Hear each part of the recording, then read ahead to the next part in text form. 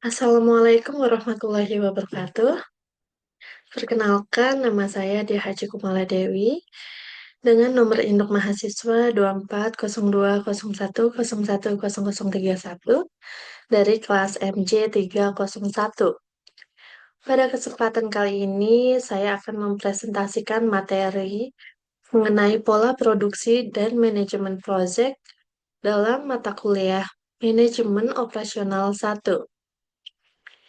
Dalam presentasi ini, saya akan membahas dua bagian utama, yaitu yang pertama, analisis alternatif pola produksi, dan yang kedua, analisis jaringan proyek beserta jalur kritisnya.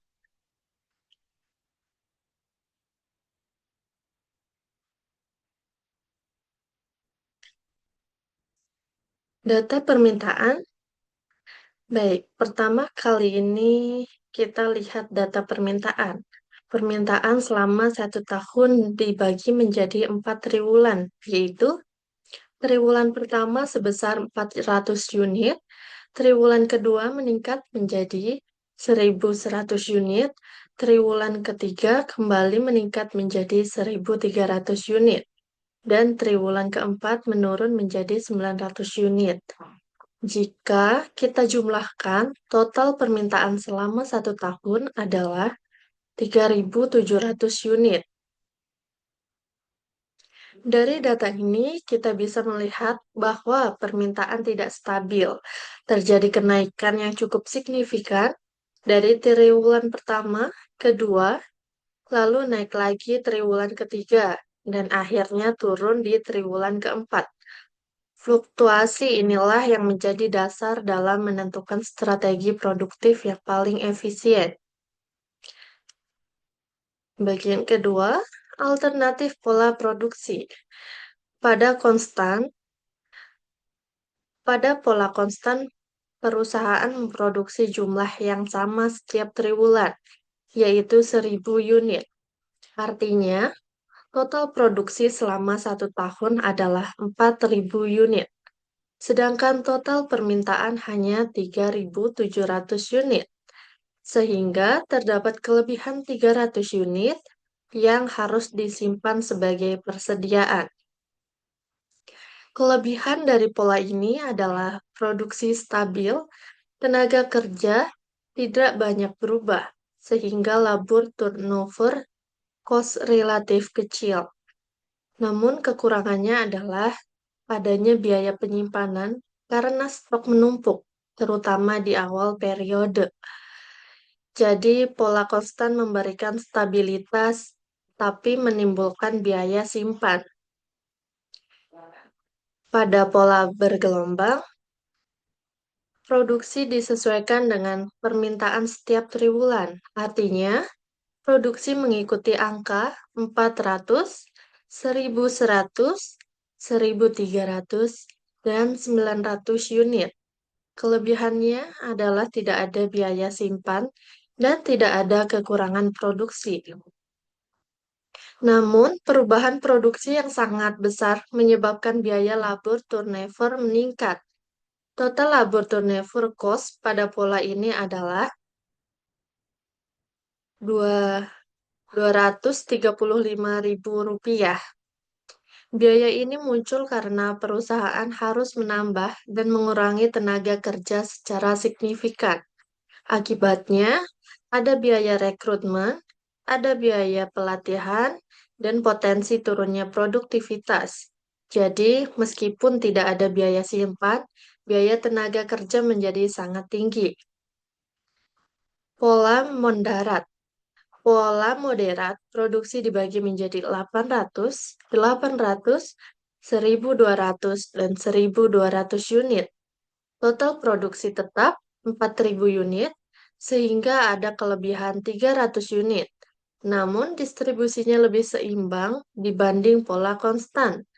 Labor turnover cost pada pola ini hanya 60.000 rupiah. Angka ini jauh lebih rendah dibandingkan pola bergelombang. Artinya, produksi relatif stabil, perubahan tenaga kerja tidak terlalu drastis, dan biaya dapat dikendalikan. Kesimpulan pada pola produksi, dari ketiga alternatif tersebut, pola konstan memiliki biaya simpan cukup besar. Pola bergelombang memiliki biaya tenaga sangat tinggi, sedangkan pola moderat mampu menyeimbangkan keduanya. Oleh karena itu, pola moderat adalah pilihan terbaik karena lebih efisien dan stabil. Jaringan proyek. Selanjutnya kita masuk ke manajemen project. Terdapat beberapa kegiatan yaitu A, B, C, D, E, F, dan G. A 6 jam, tidak ada pendahulu. B 7 jam, tidak ada pendahulu. C 5 jam sesudah A, D 6 jam sesudah B, dan CE 5 jam. F 8 jam sesudah D, G 4 jam sesudah E, dan F. Proyek dimulai dari kegiatan A dan B, kemudian bergabung di kegiatan D dan E, dan akhirnya selesai di kegiatan G. Struktur ini menunjukkan bahwa proyek memiliki beberapa ketergantungan kegiatan yang harus diperhatikan. Dalam perhitungan waktu, berdasarkan perhitungan forward pass dan backward pass, diperoleh durasi total proyek adalah 29 jam. Slack time terdapat pada kegiatan B sebesar 4 jam, kegiatan E sebesar 9 jam, sedangkan kegiatan A, C, D, F, dan G memiliki slack 0, yang artinya kegiatan-kegiatan tersebut tidak boleh mengalami keterlambatan. Slack time atau jalur kritis. Jalur kritis dalam proyek ini adalah A, C, D, F, dan G dengan total durasi 29 jam. Jika salah satu kegiatan dalam jalur ini terlambat, maka seluruh proyek juga akan terlambat. Karena itu, jalur kritis harus menjadi fokus utama dengan mengendalikan proyek.